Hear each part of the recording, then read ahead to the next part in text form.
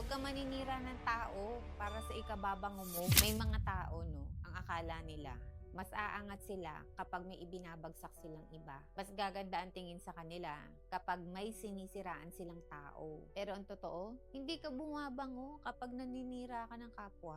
Ang bumabaho ay ang karakter mo. Napakadaling gumawa ng kwento. Napakadaling magkalat ng chismis. Napakadaling baluktutin ang totoo. Pero ang tanong, kung talagang magaling ka, bakit kailangan mong manira para mapansin?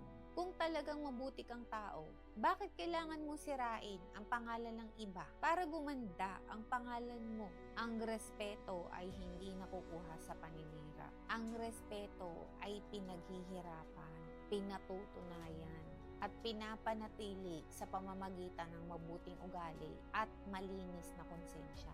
Kaya bago ka magsalita tungkol sa kapwa, tanungin mo muna ang sarili mo, makakatulong ba ang sasabihin ko? O gusto ko lang magbukhang mas magaling? Pwedeng makalimutan ng tao ang sinabi mo, pero hindi nila makakalimutan ang ugaling ipinakita mo. At walang taong tunay na bumabango sa paninira ng ibang tao.